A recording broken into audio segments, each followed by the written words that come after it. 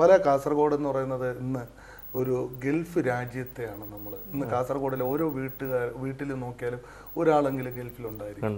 Gulf രാജ്യത്തെ നമ്മൾ depend ചെയ്യുന്ന കേരളത്തിലെ ഏറ്റവും കൂടുതൽ ആൾക്കാരുള്ള ജില്ല എന്ന് പറയുന്നത് കാസർഗോഡ് ജില്ലയാണ്. അപ്പോൾ കാസർഗോഡ് ജില്ലയുടെ പ്രവാസികൾ നേരിടുന്ന പ്രശ്നങ്ങൾക്ക് വേണ്ടി എന്തൊക്കെയാണ് ചെയ്യാൻ? പ്രവാസികൾ വളരെയധികം അത് ഒന്നാമതായിട്ട് ഈ കാസർഗോഡ് ജില്ലയിലുള്ള പ്രവാസികൾക്ക് നല്ലൊരു ഗൈഡ് ലൈൻസ് ഇല്ല. അധ്വാനിക്കുന്ന കുറേ പണം കൊണ്ടുവരുന്നു, ഇവിടെ കണ്ടമാനം ചിലവാക്കുന്നു. അത് നേരായ വഴിക്ക് വേണ്ട രീതിയിൽ ഉപയോഗിക്കാനുള്ള ഒരു ഗൈഡ് ലൈൻസ് ഇതുവരെ കാലത്തിന് വേണ്ടിയുള്ള ഒരു സ്വരൂപിക്കാനുള്ള ഒരു ആവശ്യം. അത് വ്യവസായങ്ങളാണെങ്കിൽ വ്യവസായത്തിൽ നിക്ഷേപിച്ചാൽ അതിന് കിട്ടുന്ന ബെനിഫിറ്റ്. അപ്പോൾ അങ്ങനെയുള്ളൊരു നീക്കം നമ്മുടെ ഈ കാസർഗോഡ് ജില്ലയിലില്ല. വ്യവസായികൾ നല്ലോണം പണം ഉണ്ടാക്കുന്നത്, അപ്പോൾ മറ്റു സംസ്ഥാനങ്ങളിലും അതുപോലെ തന്നെ മറ്റ് ജില്ലകളിലും ഒക്കെ ഇൻവെസ്റ്റ് ചെയ്യുന്നുണ്ട്. അത് കാസർഗോഡിന് വേണ്ടി മാത്രം ഇൻവെസ്റ്റ് ചെയ്യാനുള്ള ഒരു മനസ്സ് ഇതുവരെ ഉണ്ടായിട്ടില്ല. അങ്ങനെ അതിന് വേണ്ടിയിട്ടുള്ള ഇൻഫ്രാസ്ട്രക്ചർ ഉണ്ടാക്കി കൊടുക്കാനോ അതിന് വേണ്ടിയുള്ള ഗൈഡൻസ് കൊടുക്കാനോ. നല്ല രീതിയിൽ പറഞ്ഞാൽ ഏറ്റവും കൂടുതൽ ദൂർത്തടിക്കുന്ന ആൾക്കാർ ഏറ്റവും കൂടുതൽ ഉള്ളത് കാസർഗോഡ് ജില്ലയിലാണ്. വലിയ കല്യാണം കഴിക്കും. അതെല്ലാം ഒരു ലിമിറ്റ് ചെയ്തുകൊണ്ട് നമ്മൾ ചെയ്യുകയാണെങ്കിൽ നാളത്തെ ഒരു കാര്യത്തിന് വേണ്ടി നമ്മുടെ നാടിന്റെ വികസനത്തിന് ഏതെങ്കിലും ഒരു വ്യവസായ രംഗം നമുക്ക് നാട്ടിലുണ്ടായാൽ മാത്രം ആ സ്ഥലവും വികസിക്കുള്ളൂ. തീർച്ചയായിട്ടും. അല്ലെങ്കിൽ നമ്മളൊരു സാധനം പർച്ചേസ് ചെയ്യുന്നു, അല്ലെങ്കിൽ ഒരു നേരത്തെ പറഞ്ഞ കല്യാണം മോടിയായിട്ട് നടത്തുക, അതിലുണ്ടാവുന്ന ഒരുപാട് കാര്യങ്ങൾ അതൊരു മത്സരമായിട്ട് മാറുന്നു അല്ലേ? തീർച്ചയായിട്ടും. കാസർഗോഡ് ഒരാൾ വീട് വെക്കുമ്പോൾ അതിനേക്കാളും ഭംഗിയായിട്ടുള്ള വീട് വെക്കും, ഒരാള് മകളെ വിവാഹം കഴിക്കുമ്പോൾ അതിനേക്കാളും ഭംഗിയായിട്ട് നമ്മൾ നടത്തണമെന്നുള്ള ആ ശൈലി മാറിയിട്ട് നന്നായിട്ട് നമ്മൾ വികസനത്തിന്റെ കാര്യത്തിലേക്ക് ഒരുപാട് കാര്യങ്ങൾ ചെയ്യണമെന്നുള്ളത്. വ്യവസായത്തിന് ഇൻവെസ്റ്റ് ചെയ്താൽ നല്ലൊരു ഫ്യൂച്ചർ ഉണ്ട്. അങ്ങനെ ഒരു ഗൈഡൻസ് നമ്മൾ കാസർഗോഡ് ജില്ലയിലുള്ളവർക്ക് കൊടുത്താൽ ഒരുപാട് വികസനം നമ്മുടെ വിനോദസഞ്ചാര രംഗത്തൊക്കെ ഇപ്പോൾ ഇത് ബേക്കൽ ഫോർട്ട് വന്നതോടുകൂടി അങ്ങനെയുള്ള കുറേ ടൂറിസം മേഖലയിൽ സംരംഭങ്ങൾ വരുന്നുണ്ട്. ടൂറിസം മേഖലയിൽ പിന്നെ എയർപോർട്ട് എന്ന് പറയുന്നത് ഇപ്പോൾ മംഗലാപുരമാണ്. കണ്ണൂർ വരാൻ പോകുന്നത് അങ്ങോട്ടേക്ക്. എന്നാലും കണ്ണൂരും മംഗലാപുരവും തമ്മിൽ കാസർഗോഡുകാർക്ക് എന്നും മംഗലാപുരം തന്നെയാണ്. മംഗലാപുരം അടുത്താണ്. കണ്ണൂർ ഫെസിലിറ്റി കിട്ടിയാൽ കണ്ണൂരിലേക്കും ഒട്ടനവധി വ്യവസായം നമുക്ക് മലയാളികളായ വ്യവസായികൾ മംഗലാപുരത്താണ് വ്യവസായം ചെയ്യുന്നത്. അതിന്റെ കാരണം എന്താണ്? അതിനകത്ത് ഞങ്ങൾ അടുത്ത അറ്റ്മോസ്ഫിയർ അവരിഷ്ടപ്പെടുന്നുണ്ട്. കാരണം ഞങ്ങൾ ഇൻവെസ്റ്റ് ചെയ്താൽ നമുക്കതിൽ ഇൻകം കിട്ടും എന്നുള്ള ഒരു ബോധ്യമുണ്ട്. ഇവിടെ ഈ കേരളത്തിനെ സംബന്ധിച്ചിടത്തോളം ഈ സമരം ആണ് ആൾക്കാർക്ക് പേടി. എന്തിനും തൊട്ടതിനെടുത്ത് നമുക്ക് സമരവും ബന്ധവും ഹർത്താലും അതില്ലാതായാൽ തീർച്ചയായിട്ടും അങ്ങനത്തെ രീതിയിലുള്ളൊരു വികസനം കേരളത്തോടൊപ്പം കാസർഗോഡും കാരണം ഇപ്പോൾ നമ്മൾ ഇതിൽ എപ്പോഴും ഏത് ഇൻ്റർവ്യൂവിലും ഞാൻ പറയാറുണ്ട്, കാരണം ഇന്ത്യയിൽ ഏറ്റവും കൂടുതൽ വികസനം നടക്കുന്ന സ്റ്റേറ്റ് എന്ന് പറഞ്ഞാൽ ഗുജറാത്ത്. നരേന്ദ്രമോദിയുടെ ആ രീതിയിൽ അദ്ദേഹം വികസനത്തിന്റെ കാര്യത്തിൽ അവർ ഒറ്റക്കെട്ടാണ്. അവിടെ രാഷ്ട്രീയമില്ല, ജാതിയില്ല, മതമില്ല.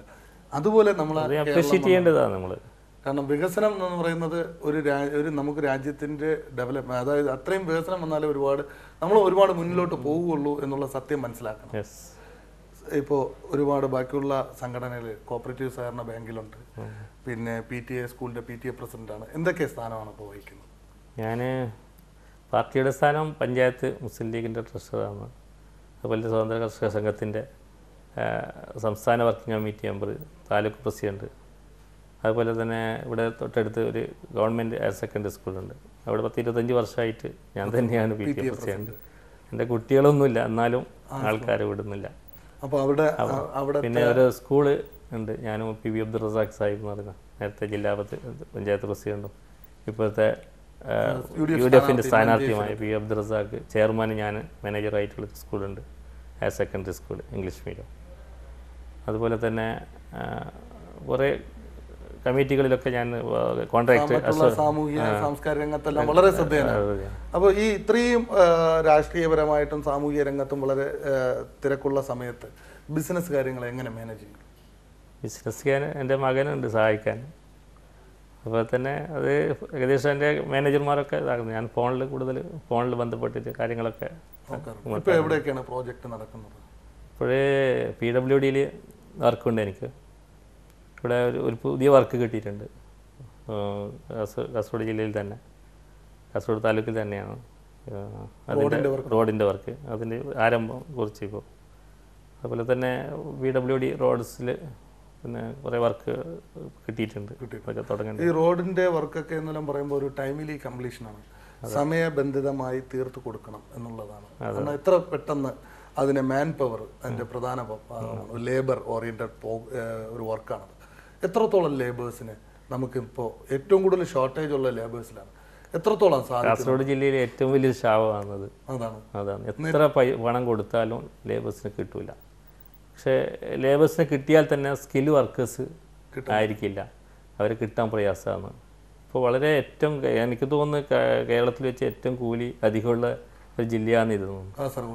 എല്ലാവർക്കും കൂടുതൽ ശമ്പളം ഈ ശമ്പളം കൊടുത്താൽ തിരക്കേടില്ല, അങ്ങനെയുള്ളൊരു ആത്മാർത്ഥത ജോലിക്കാരിൽ കിട്ടുന്നില്ല. അത് ഈ ബിസിനസ്സിനെ പണ്ടുള്ള ആ 30 കൊല്ലം മുമ്പ് തുടങ്ങിയ ബിസിനസ്സും ഈ കാലഘട്ടത്തിൽ വെച്ച് നോക്കുമ്പോൾ ഏറ്റവും കൂടുതൽ അന്ന് ഒരുപാട് പേരെ കിട്ടുമായിരുന്നു. പക്ഷെ കിട്ടുമായിരുന്നു, നല്ല ആത്മാർത്ഥതയോട് വർക്ക് ചെയ്യുമായിരുന്നു. ഇപ്പോൾ ആൾക്കാരെ കിട്ടുന്നില്ല, അതൊരു കാര്യം തന്നെയാണ്. കിട്ടിയ ആൾക്കാർ തന്നെ ആത്മാർത്ഥതയില്ലാത്തൊരു രൂപത്തിലാണ്. അതുകൊണ്ട് നമുക്ക് ഈ വർക്കൊക്കെ ആ സമയബന്ധിതമായി തീർക്കാൻ തന്നെ വളരെ പ്രയാസപ്പെടുന്നുണ്ട്, വളരെ കഷ്ടമുണ്ട്. ഇതിനുള്ള മിഷനറീസ് ഒക്കെ ഉണ്ടോ? അത്യാവശ്യം മിഷനറീസ് ഒക്കെ ഉണ്ട്. ഹയറിനെടുത്തിട്ട് അപ്പോൾ ഒരു വർക്ക് നമ്മളിപ്പോൾ ഇത്ര സമയത്തിനുള്ളിൽ തീർത്ത് കൊടുക്കാമെന്ന് കമ്മിറ്റ് ചെയ്താൽ ഇത്ര സമയത്തിനുള്ളിൽ ഇതുവരെ ആയിട്ട് എൻ്റെ ലൈഫിൽ അത് ഇങ്ങനെ ചെയ്തിട്ടുണ്ട്. ഞാൻ സമയബന്ധിതമായിട്ട് എനിക്ക് ബോണസ് ഇങ്ങോട്ട് കിട്ടിയതുണ്ട്, സമയത്തിന് മുമ്പ് ചെയ്ത് തീർത്തുകൊണ്ട്. വളരെ മനസ്സിന് സന്തോഷം കൊണ്ട് ഞാൻ ഇത് വർക്ക് ചെയ്ത് തീർത്ത് കൊടുക്കണം എന്ന് കരുതി ഏറ്റവും കൂടുതൽ സാറ്റിസ്ഫാക്ഷൻ കിട്ടിയ ഒരു വർക്ക് ഏതാണ്? അത് ഞാൻ ഇവിടെ കഴിഞ്ഞ പ്രാവശ്യം 2 വർഷം മുമ്പ് ഒരു വർക്ക് ചെയ്തിട്ടുണ്ട് ഇവിടെ ബദിയടുക്ക സബ് ഡിവിഷനിൽ റോഡ്സിൻ്റെ. അത് എൻ്റെ പേര് ഓർമ്മ വരുന്നില്ല. ബദിയടുക്കയിൽ അതിലെനിക്ക് ഗവൺമെൻറ് അവാർഡ് ഇങ്ങോട്ട് തന്നു, കൃത്യസമയത്ത് ചെയ്ത് വെച്ചു. അപ്പോൾ ഈ കൃത്യസമയത്ത് ചെയ്തു കൊടുക്കുക എന്തൊക്കെയാണ് പ്രാരംഭ പ്രവർത്തനങ്ങൾ നടത്താറുള്ളത്? അതൊക്കെ ഒന്നാമത് ലേബേഴ്സിനെയാണ്, കൃത്യമായിട്ട് ലേബേഴ്സിനൊക്കെ കോർഡിനേറ്റ് ചെയ്തുകൊണ്ട് അതിനുണ്ട് അറേഞ്ച്മെൻറ്റ്സ് ഒക്കെ ആക്കിയാൽ അത് കൃത്യമായിട്ട് പോകുന്നുണ്ട്. എനിക്ക് പിന്നെ സ്വന്തമായിട്ട് സ്റ്റോൺ ക്രഷർ ഉണ്ട്. അപ്പോൾ ഒക്കെ മെറ്റീരിയൽസൊക്കെ നമുക്ക് ആ സമയത്ത് ഷോർട്ടേജ് വരില്ല. ഒരു വർക്ക് ഒരു ഷോർട്ടേജിന്റെ അടിസ്ഥാനത്തിൽ നിൽക്കില്ല. വർക്ക് തുടങ്ങി കഴിഞ്ഞാൽ അത് കണ്ടിന്യൂറ്റി ഇങ്ങനെ തുടങ്ങിക്കൊണ്ട്. അതെ, കാലാവസ്ഥേൻ്റെ അതാണ്. പ്രത്യേകിച്ചിട്ട് ഇപ്പം മുമ്പത്തെ പോലെ അല്ലല്ലോ, കാലാവസ്ഥ വ്യതിയാനങ്ങൾ വരുന്നുണ്ട്. മഴയെല്ലാം വന്നു കഴിഞ്ഞാൽ ഈ ടാറ് വർക്കിംഗ് ഒക്കെ നടക്കുകയില്ല. മഴ കഴിഞ്ഞിട്ടും 1 മാസം കഴിഞ്ഞിട്ടാണ്. അപ്പോൾ മഴ ബുദ്ധിമുട്ടാക്കിയില്ലെങ്കിൽ നമുക്ക് കണ്ടിന്യൂ ആയിട്ട് ചെയ്യാൻ പറ്റും. ഇപ്പൊ മകനാണ് എല്ലാ കാര്യങ്ങളും ബിസിനസ്സിൽ ഹെൽപ്പ് ചെയ്യുന്നത് അല്ലേ? അതെ, ബാക്കിയുള്ള കാര്യങ്ങൾ. ഒരു കർഷകന്റെ മകനായിട്ട് താങ്കൾ ജനിച്ചു. വളരെ കാര്യം വെച്ചാൽ ഇങ്ങനെയൊക്കെ ആയിത്തീരുമെന്ന് മനസ്സിൽ കരുതിയിരുന്നു? ഒരു കാലത്തും കരുതിയില്ല. ദൈവത്തിന്റെ അനുഗ്രഹം കൊണ്ട് ഇങ്ങനെ. നന്ദി ആരോടാണ്? ഇങ്ങനെയൊക്കെ ആയിത്തീർന്നതിൽ നന്ദി ദൈവത്തോട്. എൻ്റെ വാപ്പനോടും ഉമ്മാനോടും ആണ്.